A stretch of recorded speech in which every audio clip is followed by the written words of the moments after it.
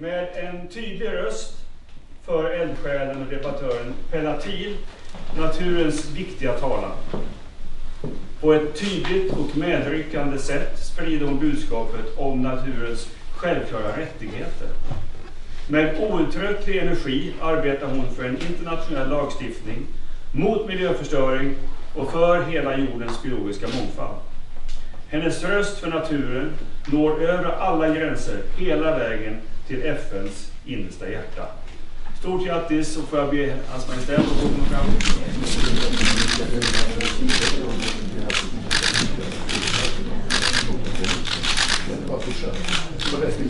Stort tack. Varma applåder.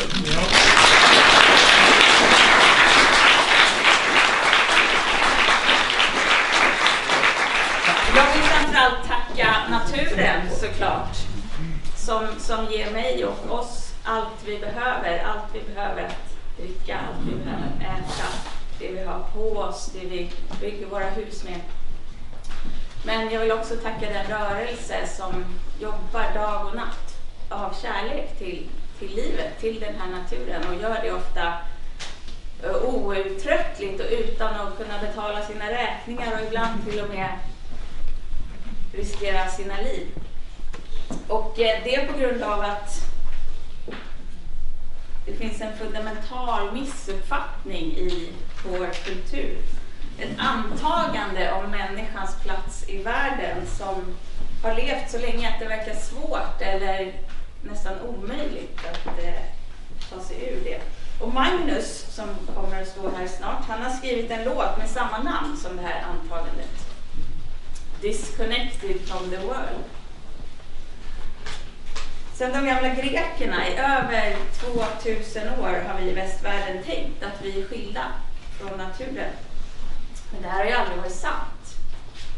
Antagandet håller inte för minsta granskning. Så fort vi äter frukost eller bara tar nästa andetag så vet vi att det inte stämmer. Men alla våra regelverk, lagar och institutioner har rötter i den här idén om separation mellan människa och natur.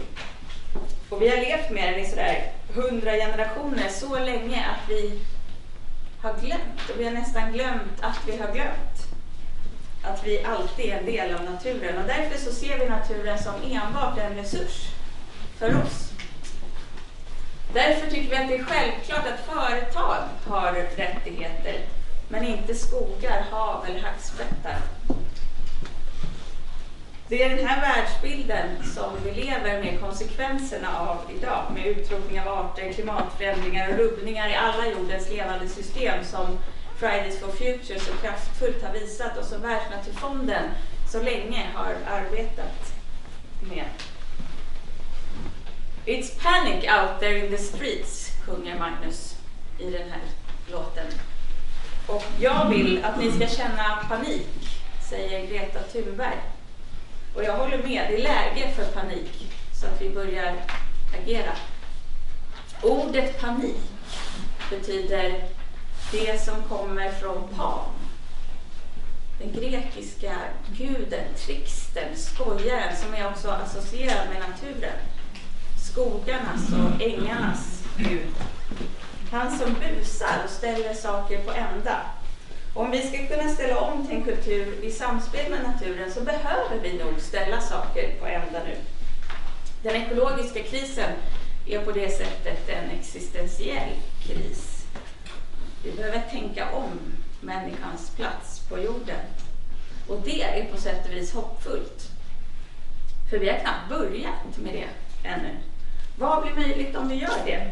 Om vi börjar förstå människan som en del av världen. Det finns fortfarande människor som vet att det är på det sättet. Världens urfolk har aldrig glömt. Och de är också pionjärer för idén att naturen har rättigheter, som är den idén som jag representerar här idag.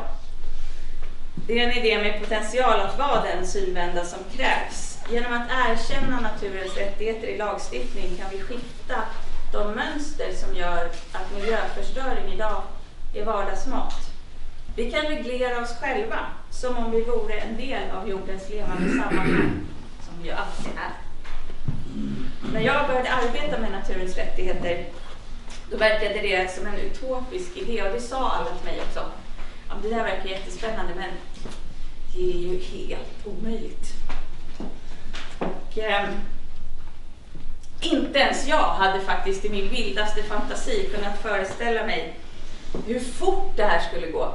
Idag lagstiftar domstolar, parlament och lokala administrationer i många länder som Colombia, Ecuador, USA, Nya Zeeland och Uganda om rättigheter för floder, skogar och sjöar.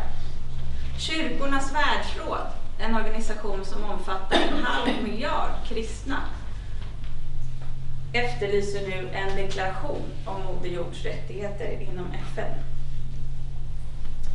Och så när jag tar emot den här fina utmärkelsen så representerar jag verkligen en global rörelse med många röster, en del mänskliga och många mer än mänskliga. Och det är stort. Och det är stort också att Världsnaturfonden har gett den här rörelsen sitt stöd i Sverige och nu uppmärksammar den på det här sättet. Så å alla dessa rösters vägnar så vill jag verkligen tacka.